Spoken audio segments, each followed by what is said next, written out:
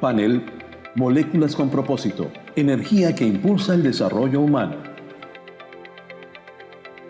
Orlando Cabrales, presidente Frontera Energy. Cristian Alquim Junqueira Schmidt, directora presidenta, Empresa de Distribución de Gas Natural, MS Gas Brasil. Rodolfo Anaya, presidente Banti. Carlos Massanet, gerente general de Efigas.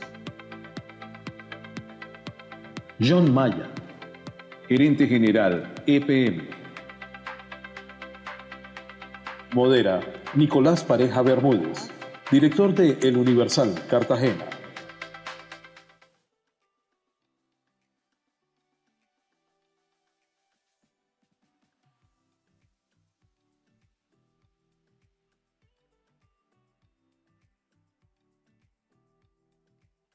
Le damos la bienvenida a nuestros invitados del siguiente panel, Moléculas con propósito, energía que impulsa el desarrollo humano.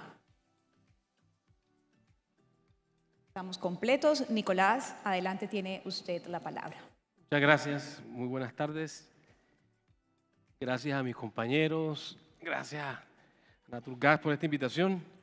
En este panel la idea es poner a hablar a los productores y distribuidores de gas natural a través de una pregunta central, ¿no?, que va a marcar lo que será el panel, que es cómo garantizar que las moléculas sigan llegando con propósito a los hogares, a la industria, al comercio, al transporte, asegurando confiabilidad, inversión a largo plazo y valor social. Ese, digamos, que es como el sentido de lo que queremos hacer en este panel.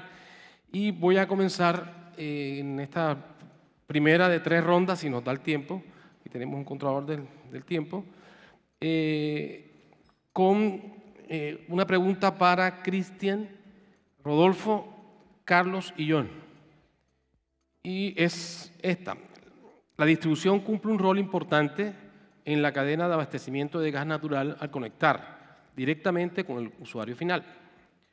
¿Por qué es importante el rol de la distribución de gas para la reducción de la pobreza y la mejora de la calidad de vida de sus usuarios? Comencemos entonces con Cristian.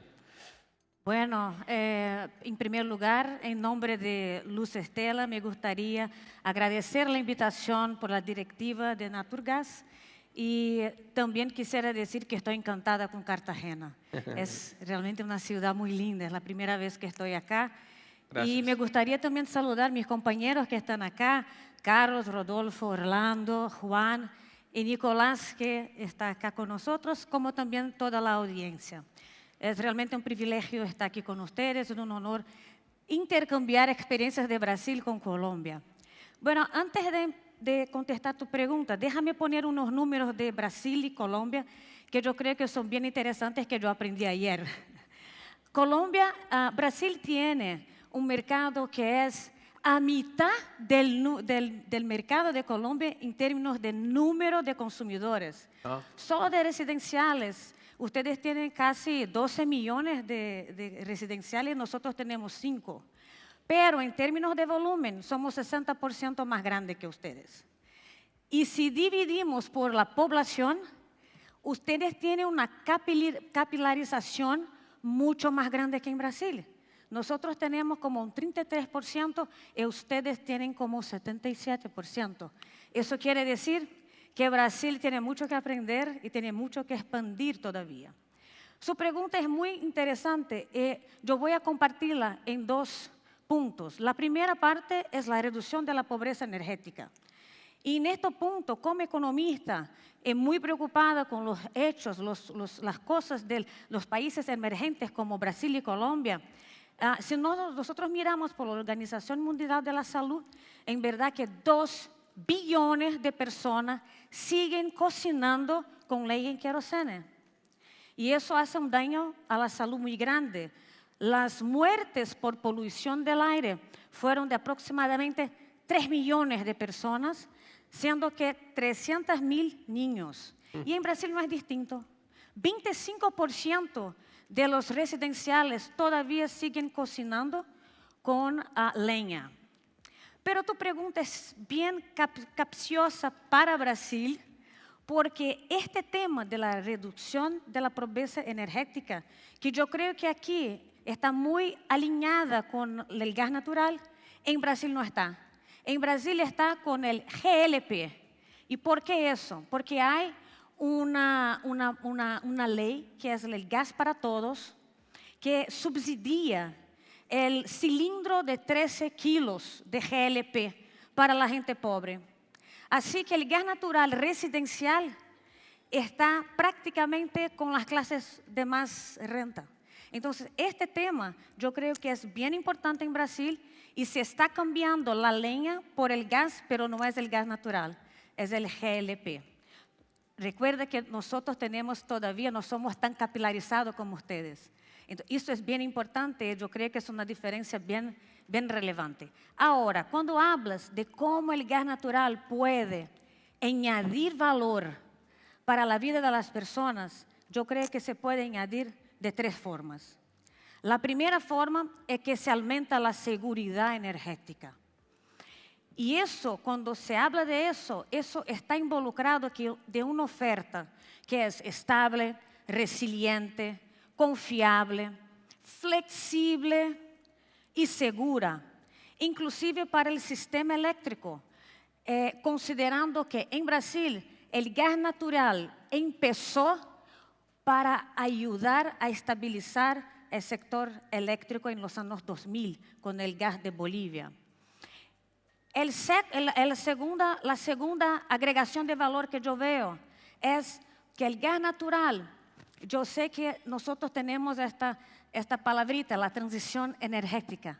Yo creo que el gas natural en verdad es una adición energética, porque si uno mira Brasil, tiene que pensar en todos los combustibles que están disponibles. Queremos crecer y sabemos que para crecer necesitamos de energía.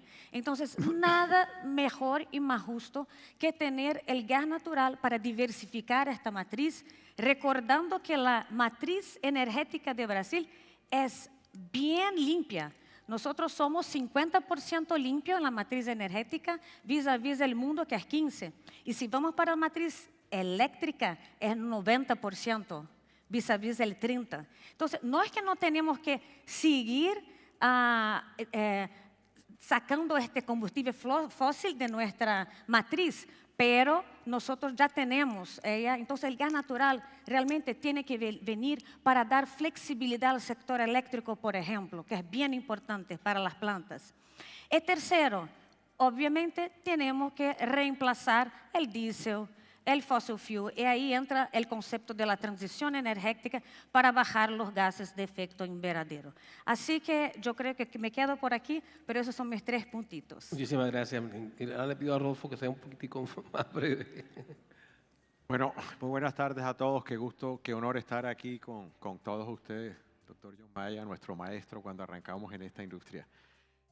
Hiciste una pregunta al principio, ¿cómo garantizar que las moléculas sigan llegando? Y se está hablando mucho de proyectos de importación, de exploración, pero no estamos hablando de lo que verdaderamente lo asegura, y es que resolvamos 4 problemas que estamos teniendo. Para que las moléculas lleguen, se necesita, primero, que haya una nueva, mejor formación de precios de gas nacional. El precio del gas nacional en Colombia se descuadernó. Y no estamos hablando de eso. Y estamos por encima, y después más adelante lo podemos desarrollar. Por supuesto, el precio del gas importado no lo estamos haciendo de la forma más eficiente.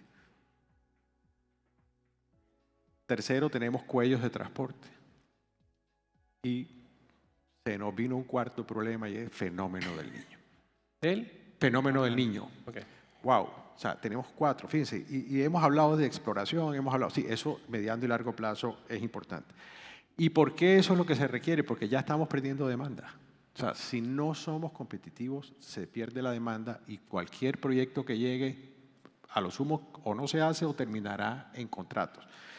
Y sobre la cadena, claro, el distribuidor es el que le da la cara al cliente, y podemos darle fe de lo que está pasando con nuestros clientes. Banti ha perdido en el segmento no regulado cerca del 14% de su demanda. 24 clientes no regulados han reducido la industria. Y mis compañeros, igual ahorita Carlos y John seguramente se los van a se lo van a decir. Ahora, pero no porque somos los que atendemos al cliente, somos la parte más importante de la cadena. La cadena toda es importante, desde el regulador, el productor, el importador, el transportador, el distribuidor. Todos somos importantes. Pero mi llamado de atención es, miren, los clientes valoran el gas por 3 razones. Su confiabilidad, todos los 24 horas, 365 días el gas y sigue siendo confiable. Moléculas no están faltando. Esperemos que si nos organizamos en el Niño no falten. Reduce emisiones, pero la competitividad la hemos perdido. No estamos siendo competitivos en ningún segmento. En ningún segmento. Y tenemos que hablar de cómo solucionamos los problemas a largo plazo, pero cómo recuperamos esa competitividad de corto plazo. ¿Por qué? Porque no solo es recuperar lo que hemos perdido, sino el potencial. Y ya para cerrar, le digo, miren los ejemplos de nuestro mercado. Nosotros solo en 2 ejemplos, proyectos de cogeneración o trigeneración, pudiéramos crecer en los próximos 3 años el equivalente a 60 megas. 60% más de nuestra demanda no regulada pudiera crecer si fuéramos competitivos. Entonces, el P por Q es importante. Sustitución de carbón, igualmente, hay mucho carbón que se consume en nuestras zona. Entonces, 4 problemas por resolver y ojalá tengamos tiempo para discutir las soluciones. Por lo menos el primero me gustaría que nos hablaras en algún momento, el primero de los problemas. Más adelante podemos hablar del precio del gas nacional. Muy bien. Gracias, Rodolfo. Carlos, por favor. Yo me uno al comentario de Rodolfo. Sentarse aquí y echar la historia del gas natural y todos los beneficios que ha traído, todos los que estamos presentes sabemos de las bondades y beneficios que el gas natural le ha traído a Colombia. Más de 12 millones de usuarios conectados, una política de masificación durante muchos años que ha sido completamente exitosa. Y lo que tenemos es que retomar esa misma senda. Tenemos que retomar esa senda de crecimiento. Y lo que hablaba Rodolfo son 3 puntos importantes: continuidad y confiabilidad, seguridad energética y competitividad, precio. Y eso hoy en día lo estamos perdiendo. Es una situación que la demanda se está yendo a otros combustibles más contaminantes, total preocupación. Y el rol del distribuidor es muy importante porque al final, como lo hemos dicho, son 3 eslabones de la cadena que tenemos que estar muy sincronizados, muy armonizados para que la molécula nunca falte, para que no haya cuellos de transporte y para que el distribuidor preste el servicio con calidad. Y llegando principalmente a la ruralidad, que es la parte en la que hoy en día estamos en Colombia, porque la mayoría de las compañías hemos cubierto las ciudades principales. Ya estamos masificando nuestro servicio a la zona rural, llevándole el gas al verdadero desplazamiento de la leña. En el eje cafetero, por lo menos, todos los planes de expansión que está haciendo Efigas en este momento están orientados a la zona rural de las cabeceras municipales que son bastante nutridas. Y hoy en día, esa competitividad que anhelábamos y que teníamos en años anteriores, hoy en día no se está dando y vemos eso con mucha preocupación. Tienen que haber políticas claras, tenemos que alinearnos los intereses, tanto productores, transportadores y distribuidores, y es el momento de generar una conciencia y retomar el camino exitoso que se tuvo durante tantos años de masificación de este combustible. Gracias, Carlos.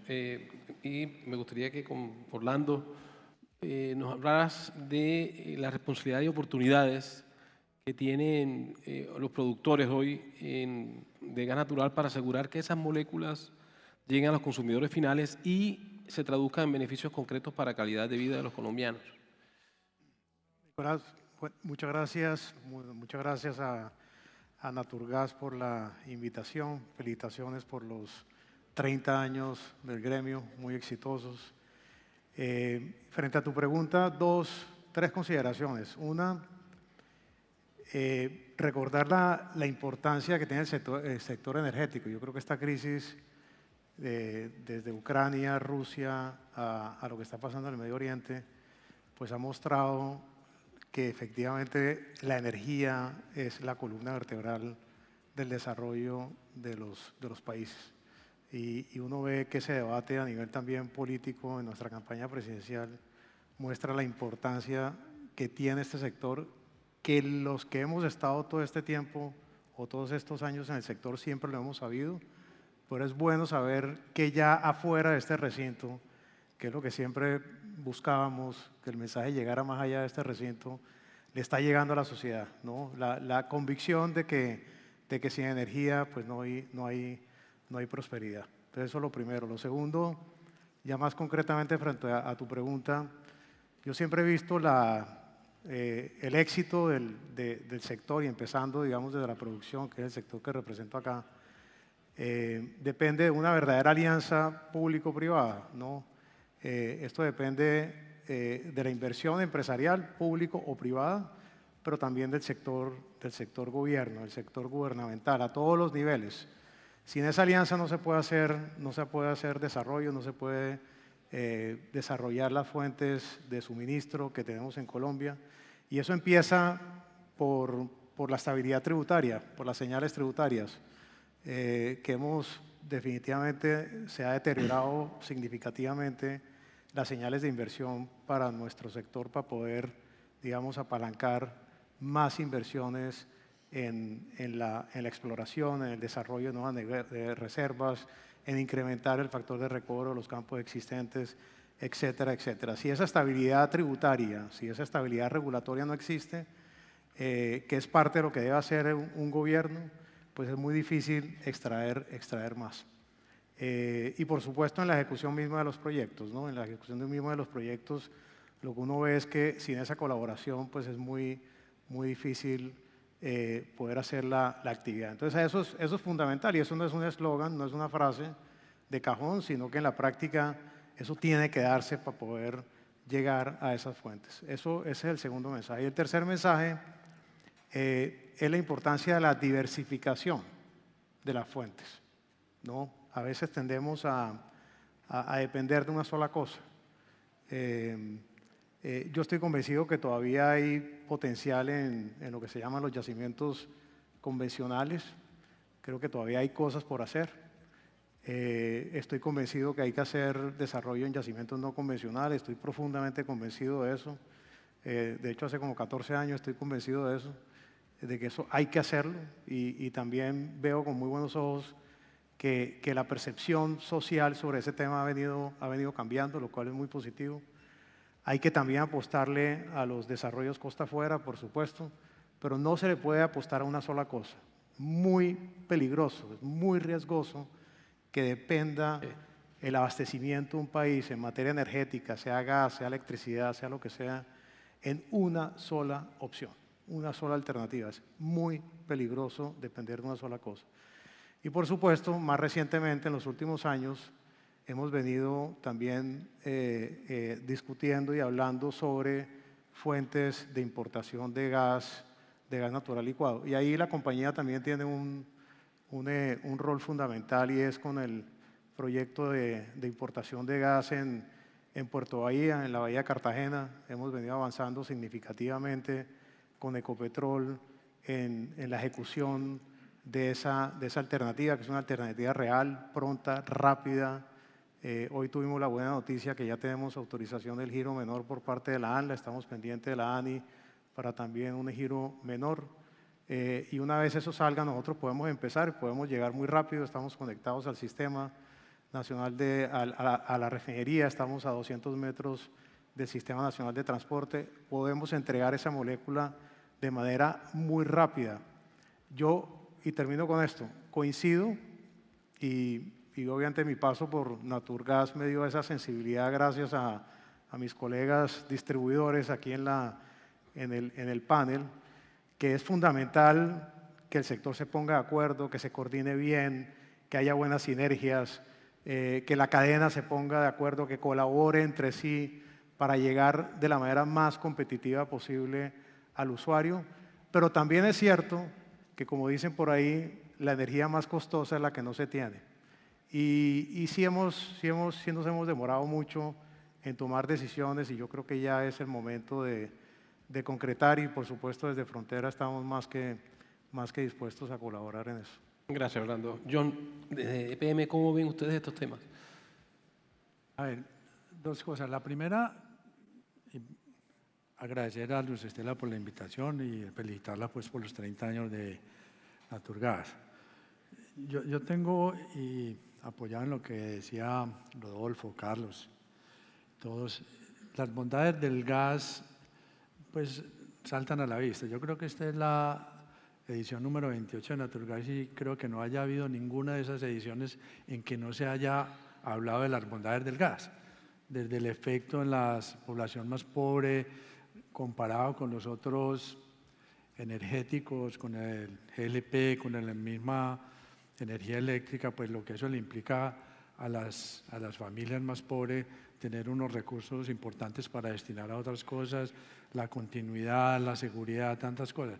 Pero yo quisiera dar una mirada con respecto a la pregunta de qué es el distribuidor un poco distinta. Y para mí el distribuidor es la cara bonita del sector. Ninguno de los tres eslabones de la cadena entre el productor, transportador y distribuidor pueden vivir el uno sin el otro. Eso es imposible. Pero con respecto a la distribución, yo lo planteo como esa cara bonita, como ese canciller del sector, y lo planteo por lo siguiente. Somos, para redondear, 12 millones de conexiones de gas, para más o menos para unos 36 millones de personas, de los cuales el 85% están en estrato 1, 2 y 3. Eso representa también en números gruesos un 10 millones de personas, de conexiones, unas 30 millones de personas. ¿Cuándo aprecia el cliente usuario el gas? Precisamente en esa última etapa, en el distribuidor, cuando el gas siempre está con una continuidad con lo que le representa en términos de esos beneficios económicos. Entonces, en toda esta cadena, el distribuidor del gas juega un papel muy importante, sobre todo para las cosas buenas, también para los malos, pero generalmente en gas, a pesar de todas las dificultades que hayamos tenido en el transcurso de estos tiempos, específicamente con EPM, la falta de suministro de gas ha sido muy poca en el tiempo y la gente lo aprecia mucho. Nosotros, de hecho, en EPM, nosotros distribuimos todo, tenemos energía, gas, agua, todas las cosas. El producto, lo que más nos pide la gente es gas. Es lo que más nos pide la gente. Nosotros tenemos un proyecto en EPM que llamamos Unidos por el Gas y es como conectamos en un periodo anterior unos 42.000 clientes y en este periodo vamos para 50.000 clientes en estos 4 años.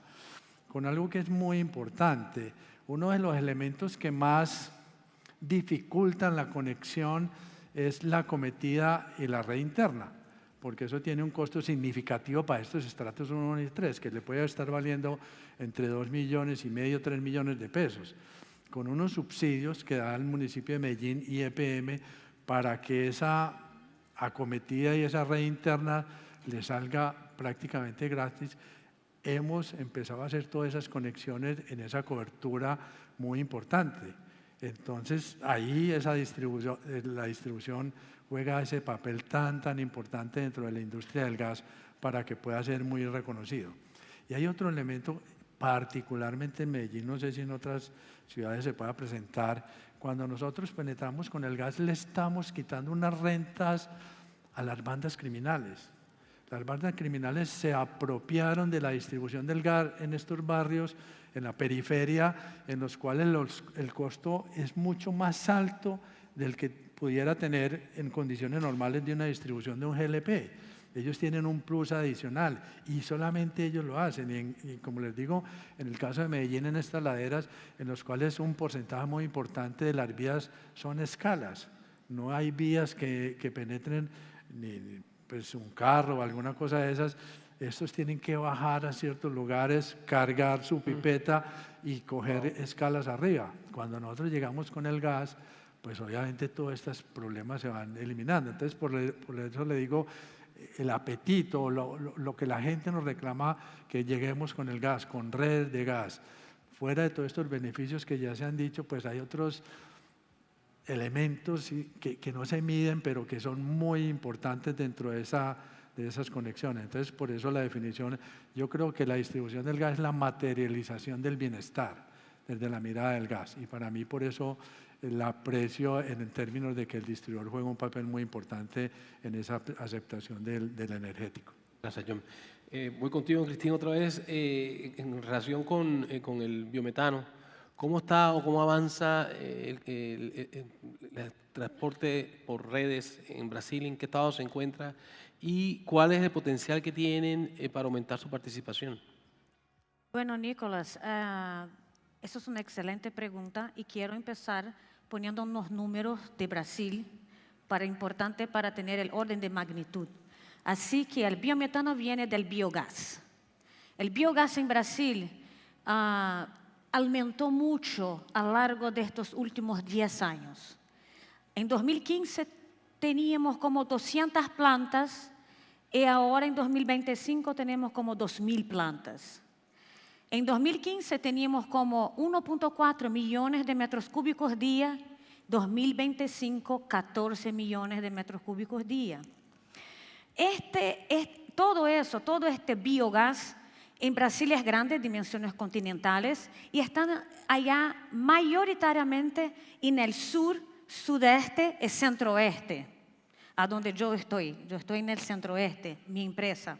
No mi empresa, pero la empresa que yo estoy presidiendo. Quisiera que fuera mía.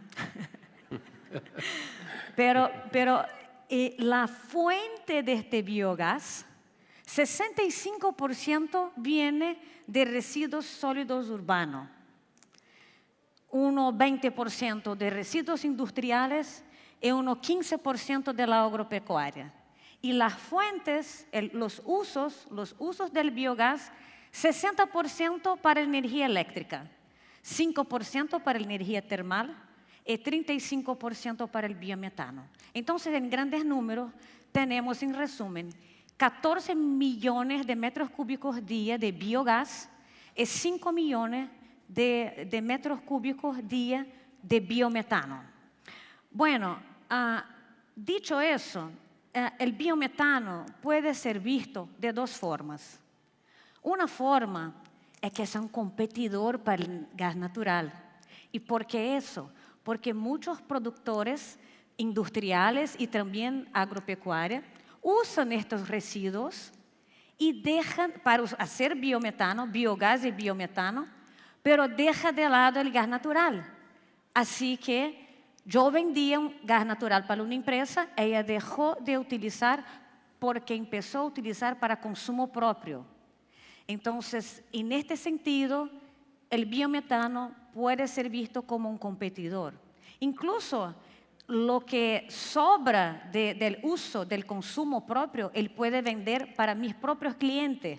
Entonces, para mí es realmente un competidor. Pero hay una otra posición del biometano, que es que tú estás diciendo, que es complementar el gas natural. Y eso que todos nosotros estamos intentando capturar, es poner este biometano en nuestra red. No es fácil. ¿Y por qué no es fácil? Porque Brasil es grande. Entonces está todo muy como distante. Pero del punto de vista regulatorio, y Clarisa, que estuvo aquí en el panel anterior, dijo muy bien, nosotros sí hicimos nuestro deber de casa, nuestro homework. Entonces, desde 2015, ANP, el Congreso, empezaron a crear muchas leyes. La ley del gas en 2021, la combustible del futuro, otra ley que salió, el gas para entregar, el plan integrado de gas natural y biometano. O sea, nosotros tenemos un ambiente regulatorio que fue bien hecho para incentivar las inversiones y así fue. Entonces, ahora, lo que era antes un concepto, ahora se está tornando una realidad. Estamos empezando, pero ya está tornando. Y quisiera aquí apuntar 4 ejemplos. El primer ejemplo fue en 2018, en el estado del Ceará, en el nordeste del país, con el residuo sólido urbano. La ciudad empezó a captar este biometano en la red y ahora está produciendo como 100.000 metros cúbicos día y eso representa como 20% del consumo de este estado. También tenemos dos otros ejemplos del ingenio azucarero y alcoholero. Entonces tenemos que una empresa del São Paulo, que es Necta, es una distribuidora como yo, pero tiene su monopolio natural en una parte de São Paulo. Allá hay muchos ingenios. Entonces ellos conectaron dos de ellos, que también suman como 100.000 metros cúbicos día. Y hay un último que me encantaría, me da mucho gusto de hablar, que se sucedió en Goiás, un lugar que yo trabajé como secretaria de Presupuesto, Hacienda y Planificación por 5 años.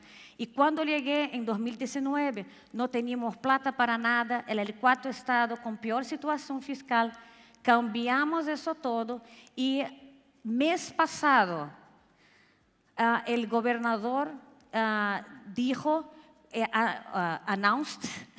anunció un plan de comprar 500 ónibus, 500 buses de biometano o GNV. Y eso él va a hacer, esa compra a lo largo de 1 año y medio, 2 años, mientras la planta de biometano esté hecha. Esto me da mucho gusto porque siempre lo digo, no hay responsabilidad social sin responsabilidad fiscal. Así que cuando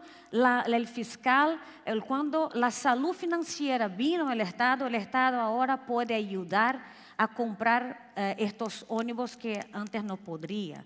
Así que yo pienso que el biometano, diferentemente del diésel, ¿no? Y diferentemente de otros combustibles fósiles, como incluso gas natural, tiene mucha volatilidad, es afectado por los factores geopolíticos. El biometano no. Es producido internamente y con residuos. Eso realmente aumenta la seguridad energética, reduce la exposición a factores externos y mejora obviamente el aire que uno respira. Gracias. Orlando, en un sector como el que manejas tú, donde las inversiones son a 10, a 15 años, ¿cómo se construye y se mantiene hoy la confianza para seguir invirtiendo en Colombia? ¿Y qué mensaje le da Frontera Energy cuando se decide invertir su capital en moléculas que sostienen la industria, el comercio y el desarrollo económico del país? Yo creo que la fórmula está inventada, ¿no? La fórmula, y como tú mencionas, Nicolás, estos sectores, el sector energético, el sector de infraestructura, son sectores de mucha inversión, intensivos en capital, y son sectores de largo plazo.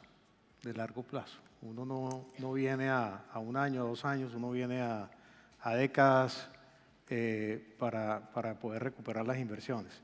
Entonces, obviamente, dentro de ese contexto, la estabilidad tributaria, la estabilidad regulatoria, la estabilidad en las señales, el no cambio de reglas de manera permanente, pues son fundamentales para poder construir confianza, no solamente para mantener lo que ya está, sino también para atraer nuevas inversiones frente a los que ya existen y también nuevos inversionistas.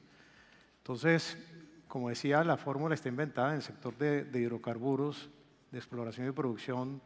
Uno normalmente habla tradicionalmente se ha hablado de los tres pilares que permiten que un país atraiga inversión: la estabilidad política, la estabilidad tributaria y obviamente la prospectividad geológica. Y yo creo que Colombia en distintos momentos ha tenido varias de las tres. La prospectividad geológica, nunca hemos sido un país que escolle, digamos, en el ámbito internacional, pero precisamente por la estabilidad tributaria y política hemos podido desarrollar lo que tenemos, que no es menor. Y yo estoy convencido, como lo dije antes, de que ahí hay todavía un potencial de recursos muy interesante. Creo que Luz Estela Murgas decía en su intervención de ayer, decía que el problema no eran recursos, sino era voluntad política para sacarlos. Y yo coincido plenamente con esa afirmación. Entonces, los 3 factores que uno tiene que manejar para poder atraer de manera importante la inversión. También debemos volver a aquellas épocas de la NH donde de manera muy agresiva se salía, no, se iba al mundo a vender a Colombia en el buen sentido de la palabra, ¿no? De una manera muy agresiva, ¿no? De una manera muy activa, haciendo roadshows en distintos países, distintas ciudades, atrayendo a los inversionistas, consintiendo a los inversionistas. Eso yo creo que tenemos que quitar la vergüenza a decir eso, ¿no? Que la inversión es fundamental para poder desarrollar el país, la inversión es fundamental para poder desarrollar el sector. No podemos tener vergüenza para decir eso abiertamente. Uno necesita más empresa, más inversión y el gobierno y el Estado debe hacer todo para que eso se dé. Entonces yo creo que esa es la combinación de temas y no solamente atraer la inversión, sino también acompañarla en la ejecución de los proyectos, para que los proyectos salgan. Muchas veces los proyectos se quedan por temas menores, no pongo ejemplos actuales, pero temas muy menores que es muy lamentable que uno esté pendiente de cosas menores para poder avanzar, ¿no? Realmente es inaceptable, ¿no? Es inaceptable que eso suceda. Y para eso sí necesitamos no solamente atraer, sino acompañar para que los proyectos se hagan lo más pronto posible. También es muy triste, mucha gente lo dice y tiene razón, que en Colombia hace mucho tiempo no se hacen proyectos de gran infraestructura, ¿no? Un proyecto, tal vez Ituango puede ser el último proyecto en el sector energético de manera importante que se ha hecho. Tenemos que volver otra vez a pensar en grande en Colombia, hacer grandes proyectos de infraestructura energética en todos sus ámbitos.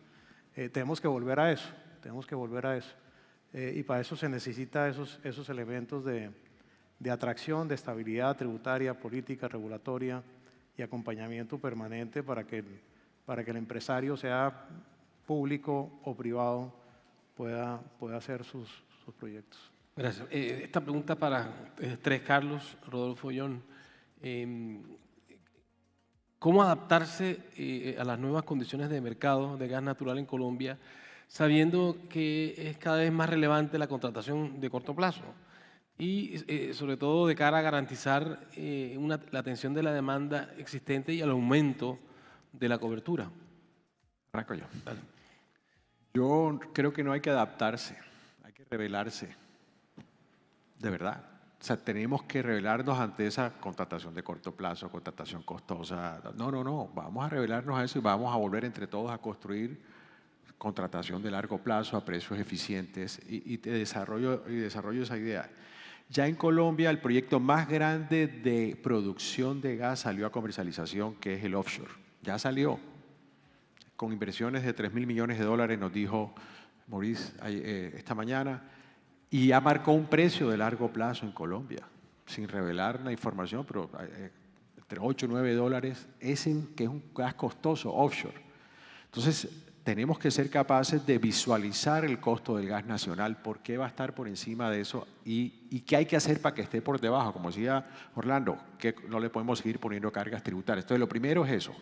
El precio del gas nacional tiene que volver a ser eficiente y ya se marcó uno de largo plazo. Por ningún motivo debía haber precios superiores, siendo cada uno eficiente y rentable en su cadena. Segundo, y miren estos temas, un país para desarrollarse necesita energía, para desarrollarse de verdad, energía competitiva. Si no, no hay desarrollo.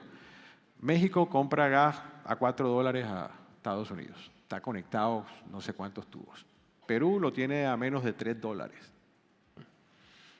Brasil se mueve 6-9, más o menos, entre 6 y 9. Y Colombia va de 9 a 12. No estamos bien. Tenemos que ser conscientes de ese tema. O sea, esa es mi inquietud. Y claro, vamos a comenzar a importar gas, es necesario. Ya tenemos los proyectos. Ahora, ¿cómo hacemos eficiente esa contratación? Pero importante, no hablemos solo del LNG. Yo sueño y ustedes conocen cuál ha sido la posición nuestra frente a Venezuela. Y seguimos siendo pasivos. Miren, ¿por qué Colombia no puede traer gas de Venezuela como lo hace, claro, guardadas las proporciones, México de Estados Unidos? Las oportunidades de industriales que daría eso. porque aquí hay capital humano, aquí podemos tener financiación. Entonces, Colombia y el sector de gas estamos siendo muy pasivos en la solución de traer gas venezolano. Estamos esperando que PDVSA diga, que PDVSA haga, que nosotros tenemos que ser parte de esa solución. Esa sería mi invitación. Tercer tema, ojo, no estamos hablando de transporte. Las tarifas de transporte en Colombia se tienen que definir pronto, porque si no, ¿cómo planeamos? Entonces, solicitud respetuosa a la CREG, hay que definirlas. Los transportadores presentaron un recurso con argumentos válidos, algunos seguramente, y la idea es que se resuelvan bien, objetivamente, pero que se resuelvan para saber con qué tarifas de transporte tenemos y por dónde traemos el gas más eficiente al mercado. Ese sería, digamos, el tercer punto. Y el cuarto, insisto, viene un fenómeno del Niño. Tenemos que autorregularnos. Ojo, cuando escasean los productos, suben los precios, evidente, pero debe haber autorregulación para prevenir, digamos, dolores mayores. Entonces, esa sería, digamos, mi invitación. Carlos, por favor. Definitivamente estamos en un momento coyuntural y espero que sea transitorio, pero yo insisto en que no se nos puede olvidar la fórmula exitosa que hemos venido aplicando durante muchos años. ¿Y por qué vamos a cambiar las reglas del juego? El sector ha venido creciendo durante estos 40 años. 12 millones de usuarios, penetración en una cantidad de municipios. Hay situaciones que no podemos desfallecer. El tema del incentivo a la conexión. Obras por impuestos, Fondo Especial Cuota de Fomento, que ha venido creciendo la cobertura del servicio. Hay una cantidad de compañías como Gases del Caribe, Gases de La Guajira, que han hecho convenios con gobernaciones y han venido subsidiando las conexiones, y esto ha masificado la posibilidad de que el servicio llegue a zonas muy importantes donde por factores económicos no había ese subsidio y se está dando, y estamos creciendo la cobertura. Eso es un punto importante, pero la competitividad tiene que darse, porque nada hacemos con que se mantengan esos subsidios a esas conexiones y seguir creciendo la cobertura y no seamos competitivos frente a otros energéticos. Los que estamos al interior del país definitivamente tenemos una situación coyuntural que hay que resolverla, y me uno a la solicitud que hace Rodolfo, porque las fuentes de suministro han venido cambiando. Los que estamos de Bogotá hacia abajo, hoy en día las fuentes de suministro ya no es Cusiana y Cupiagua como se creció, y que teníamos el gas ahí cerca y la competitividad era buena. Hoy en día estamos importando gas y trayéndolo desde la costa. Y eso, según la regulación que tenemos hoy en día, implica unos sobrecostos al interior del país, que cuando uno compara las tarifas al interior del país con las que se dan en otras zonas del país, somos diferentes. Y ahí debe haber una regulación que permita que no se migre la industria hacia otras zonas. Está pasando de que industrias del eje cafetero se están yendo a otras zonas buscando mejores competitividad. Entonces, hay un tema que ha venido cambiando y que urge que se regule, porque las fuentes de suministro variaron. Históricamente, la costa dependía de los pozos de Chuchupo y Ballena, y el interior del país dependíamos de todo el piedemonte llanero. Eso cambió, y parte de lo que se está viviendo hoy no es solamente la importación de gas, sino los sobrecostos que estamos teniendo de transporte para poder traer ese gas, esa molécula, y volverla competitiva al interior del país. Cuando uno revisa la pérdida de demanda en el interior del país, es diferente al que se está dando en la costa atlántica. Nosotros acá estamos del orden del 20% de pérdida de demanda en el sector industrial. Afortunadamente, también un buen aprendizaje que se ha tenido es el esquema de subsidios y contribuciones, que todavía permite a través de ese esquema que el gas residencial, principalmente estratos 1, 2 y 3, donde tenemos el 85% de penetración, todavía siga siendo competitivo contra el GLP, pero producto más del esquema de subsidios y contribuciones, porque ya estratos 4, 5 y 6 que pagan contribución, ya ahí comienza el sector residencial, que el principal atributo que hemos defendido es la economía, ya se está perdiendo. Entonces, estamos en un momento difícil para los distribuidores, que al final somos los que le damos la cara al usuario, somos los que le llevamos bienestar. Cuando hay cualquier situación en la cadena del gas natural, ya sea por producción o por transporte, el que le da la cara al usuario, el que le responde, es el distribuidor. Nos llevamos las buenas y las malas, porque si hay un problema en transporte, como nos pasó en su momento en Cerro Bravo, que todo el suroccidente del país quedó sin gas, específicamente las compañías Efigas y Gases de Occidente, a nosotros fue quien nos tocó darle la cara a esa situación, cuando era un problema totalmente ajeno al distribuidor. Entonces, definitivamente, esperamos que hayan políticas claras, que entre nosotros, los eslabones de la cadena, nos alineemos y que, como dicen en el fútbol, equipo que va ganando no se cambia. Y si teníamos unas reglas claras y si teníamos éxito en lo que veníamos haciendo, ¿por qué vamos a cambiar? Entonces creo que ese mensaje debe quedarnos muy presente y que las instituciones, la CREC, comience a emitir regulaciones acorde a la situación por la que estamos pasando. Gracias, Carlos. Perfecto. John, ¿quieres agregar algo? Sí. Digo, y de pronto un poquito contrario a lo que planteaba Rodolfo en términos de eso es lo que hay, ese es un dicho. Y nosotros nos tenemos que adaptar, entre comillas, a estas condiciones que nos está dando hoy la situación y la coyuntura, sin desconocer que tenemos que hacer algo. Y en ese algo yo lo planteo de la siguiente manera. Todas las decisiones trascendentales de un país pasan por lo político. Aquí no hay nada que podamos hacer desde la industria, desde el inversionista. Nosotros podemos sacar todos los proyectos que sean necesarios. Aquí hay el músculo financiero, aquí hay el conocimiento, aquí hay la experticia, hay todos esos elementos que nos pueden dar una transformación a lo que estamos viviendo. Sin embargo, la voluntad política es absolutamente necesario para poder cambiar esta situación. Yo el año pasado, cuando estuvimos en el Naturgas en Barranquilla, fui el que planteé o hice la expresión, ¿qué nos pasa a los colombianos que teniendo absolutamente todas las fuentes energéticas de producción de energía, hoy nos vemos abocados a un racionamiento eléctrico, vemos una escasez de gas, vemos una situación complicada? Tenemos carbón, tenemos gas, tenemos agua, tenemos viento, tenemos sol, absolutamente todas las fuentes. Y sin embargo, hoy nos encontramos en una situación tan compleja que el inmediato futuro estamos haciendo pues fuerza para ver cómo vamos a salir. Esos contratos a largo plazo que teníamos antes, pues si bien es cierto, con la declinación de los pozos uno sabe que hay que buscar las otras alternativas. Tenemos alternativas aquí, como planteaba Carlos o Rodolfo, en términos de que fuentes como Sirius, que deberían estar en muy corto plazo, ya van para el 30, 32. Cuando se enfrenta uno a más de 100, 120 consultas previas, para poder llegar a unos acuerdos y poder desarrollar un pozo que nos daría pues esa autonomía de 50 o 60 años con un país. Nos lleva a que hoy tengamos que estar importando gas a esos precios en los cuales nos está generando esa pérdida de competitividad. Para nosotros, para EPM, hemos perdido el 45% de la demanda industrial, 45%. ¿Cómo la recupero?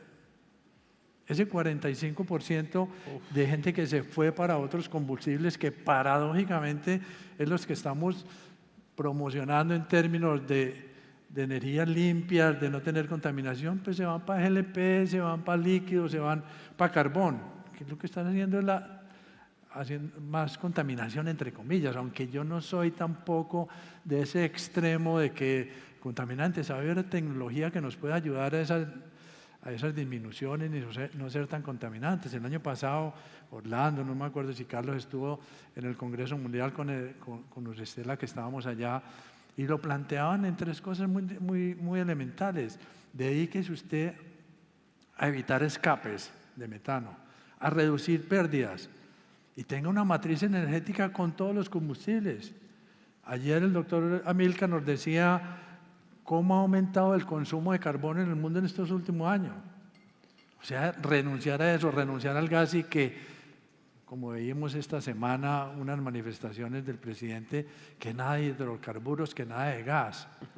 Y entonces, en términos de esa voluntad política que tenemos que tener muy claro para poder desarrollar, volver a ser autosuficientes, para volver a recuperar la industria, con unas expresiones como esas, ¿qué va a pasar en 3 meses?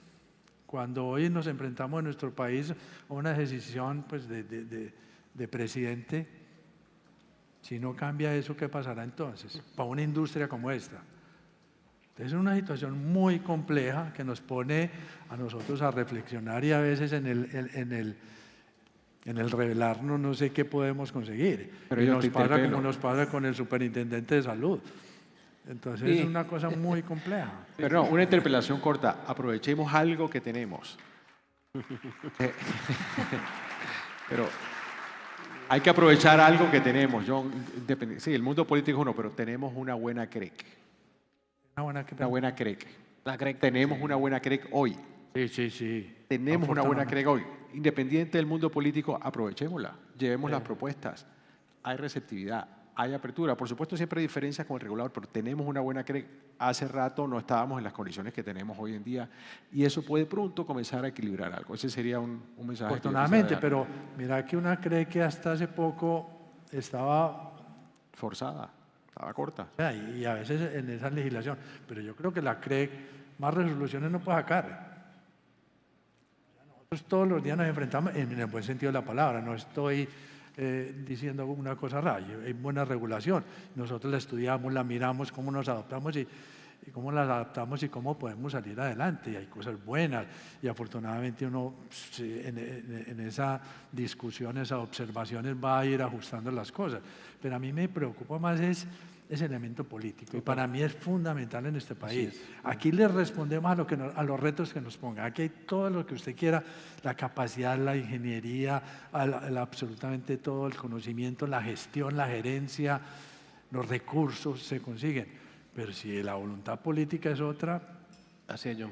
Yo creo que en eso estamos de acuerdo todos. Nos queda una ronda nada más, pero no vamos a tener tiempo de hacer las preguntas que tenía. Hay una específica que te quiero hacer a ti, Cristín, que está relacionada con la experiencia que ustedes tienen en Brasil de la integración de gases renovables. Me gustaría que nos contaras qué nos puedes transferir a nosotros de esa experiencia. Bueno, lo que yo creo es que nosotros todos tenemos que aprovechar la experiencia de los demás. Así que tenemos que observar las políticas de suceso y copiarlas. No inventar, pero copiarlas. Pero las políticas fracasadas o de no suceso tenemos que echarlas. Entonces, fijación de precio es una política que, por ejemplo, en Brasil se hace desde los años 70 y no funciona. Vamos a hacerla de nuevo. ¿Pero por qué? Así que yo creo que en el caso del biometano en particular, nosotros tenemos hecho un buen trabajo. Pero creo que quisiera apuntar 4 puntos que tenemos que preocuparnos. El primero que yo comparto contigo, Orlando, que tenemos que tener un ambiente regulatorio, una seguridad jurídica perfecta. Pero tenemos que mirar también la viabilidad económica de los proyectos. Porque el Law in Economics existe por eso. Tenemos que unir las leyes, la certidumbre, pero con la viabilidad. Y lo que pasa hoy en Brasil es que nosotros en las leyes estamos ok, porque establecemos padrones de calidad de biometano, reconocimos la equivalencia de biometano con el gas natural, creemos ahora el CEGOB, que Clarissa mencionó acá en el otro panel, que es el certificado de origen del biometano, y ahora mismo estamos regulamentando. Eso todo fue excelente porque las inversiones empezaron, pero el biometano es el doble del gas natural. Así que, ¿cómo vamos a comprar? Nosotros hacemos una llamada pública, no logramos a comprar porque está caro. Así que, y ahora con el certificado, que es una buena idea, pero ojo, ¿quién va a pagar la cuenta? Son los productores de gas natural. Así que va a suceder con el gas natural, va a aumentar. El precio no es tan bajo como tú dijiste. El precio de gas natural en Brasil es caro. Es caro, está como entre $14, $15. No es barato, es una variación grande, pero así estamos. Entonces, creo que nosotros tenemos que tener ese ojo. El segundo punto es que tenemos infraestructura de red no tan grande como ustedes aquí, capilarizada. Tenemos que hacer más. Son 45.000 kilómetros de distribución y más como 9.500 de transporte. Pero aún así, a dónde están las plantas de biometano son lejos del network, de la red que tenemos nosotros. Entonces, eso también es un punto de atención. Así que, ¿qué vamos a hacer para conectar estas redes? El tercer punto es que tenemos que tener políticas públicas de inducir la demanda, porque la oferta sí la tenemos. Salimos, voy a recordar, de 200 plantas de biogás para 2.000 plantas, de 1.4 millones para 14 millones de biogás, 30%, 35% es biometano. Pero no hay demanda firme. ¿Cómo van a ser los contratos de largo plazo? Es un punto de tensión. Y otro, el Segovi, este certificado, si va a aumentar el precio del gas natural, ojo, tenemos que tomar cuidado con eso. Por fin, yo creo que tenemos que mirar claro por el punto de vista ambiental, pero el gobierno tiene que ser consistente y coherente con sus políticas de largo plazo para dar seguridad jurídica para todos los empresarios. Y lo que miramos hoy es que aunque tengamos muchas políticas en la dirección correcta para el biometano, ahora mismo está saliendo por la guerra, por el estrecho de Hormuz, por todo lo que está pasando con la geopolítica. Entonces empieza el gobierno a hacer una política de subsidio para compra de transporte de flota pesada a diésel. ¿Pero cómo? Vamos a hacer una política de corto plazo y no mirar en algo estructural de largo plazo. Bueno, entonces, en resumen, yo creo que tenemos que copiar buenas políticas y echar de lado, desconsiderar políticas que no funcionan. Se repiten y no funcionan. Y otra cosa importante que yo creo que fue John que mencionó, los recursos naturales. Si un país fuera a ser rico por sus recursos naturales, Brasil sería como billonario. Sería un país. ¿Por qué? Porque nosotros hoy tenemos un PIB de aproximadamente 2.5 trillones de dólares. Nvidia tiene 5 trillones, 2 veces más que Brasil. Microsoft tiene un PIB, un valor de mercado de 3. Entonces, así que, ¿a dónde vamos? Entonces, tener recursos naturales, Brasil lo tiene, el agua, el viento, el waste, tenemos biocombustible, el etanol, tenemos biodiesel, tenemos todo. Pero ¿por qué las cosas no funcionan? Porque nosotros tenemos instituciones extractivas y no inclusivas. Ya decía Acemoglu y Robinson en su libro publicado en 2012, que es Why Nations Fail. Recomiendo a que todos lean. Es muy bueno. Y ahí es impresionante como uno mira y dice, sí, lo que falta son instituciones estables, un marco legal que sea bien continuo, como tú has hablado acá, Orlando. Y entender que un gobierno, cuando da subsidio para un mercado, los mercados son relacionados, hay el costo de oportunidad. Entonces, tú vas a dar un subsidio para el diésel. ¿Qué va a suceder con el gas natural? Con la compra del gas natural, con otro mercado del biometano. ¿Cómo vamos a hacer? Así que yo creo que tenemos que saber que el rol del gobierno, el papel del gobierno, tiene que ser por crear incentivos correctos para que la gente pueda caminar tranquilamente y no así. Entonces, es solamente con este tipo de ambiente que tendremos una política energética integrada, holística, Y recordando solo una frase, y ya que termino, que es: la peor política pública es aquella que no hay molécula. Es bien costoso, ¿no? Entonces aquí me... Gracias, Cristina. Ya me quedan solamente 2 minutos. Quisiera preguntarle a alguno de ustedes 4 si hay algo que quieren decir que sea importante para que cerremos piensen a ver ustedes.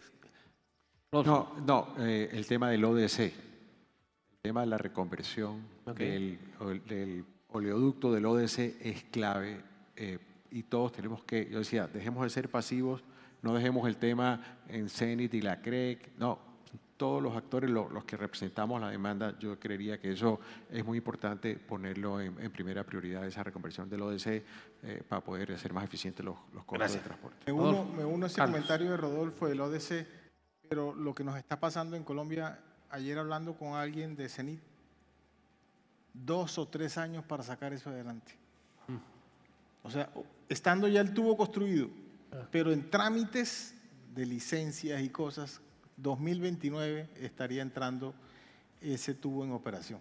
Entonces, ahí también, teniendo la solución, teniendo la herramienta, teniendo el tubo construido, nos demoremos tanto tiempo y hay que cumplir la norma. Pero, hombre, agilicemos los temas. Orlando. Comentario de acuerdo con Rodolfo sobre la importancia de la contratación a largo plazo de la molécula internacional. Y yo creo que el proyecto de Puerto Bahía va a permitir eso, va a permitir esa contratación a largo plazo de estabilidad de precio y ojalá podamos llegar como sector, aunque nosotros no hacemos la comercialización, sino la va a hacer Ecopetrol, ojalá que podamos llegar como sector al mejor precio posible internacional a pesar de la coyuntura para dar esa estabilidad a largo plazo. Así que yo rescato eso que dice Rodolfo. John, yo creo que cierra tú. Vuelvo e insisto, nosotros podemos volver a ser autosuficientes en gas, tenemos recursos, pero falta voluntad política. Sí. Sin eso, por más que luchemos, por más que digamos, por más que hagamos, nos vamos a quedar dando vueltas sin toda esa tramitología que desafortunadamente hace que los proyectos sean mucho más largos, que nos cuesten el doble. ¿Y quién es el que paga las consecuencias? Pues la gente que no obtiene ese consumo. Claro. Bueno, cumplimos con el tiempo. Le doy muchas gracias a Carlos, a Orlando, a Cristina, a Rodolfo.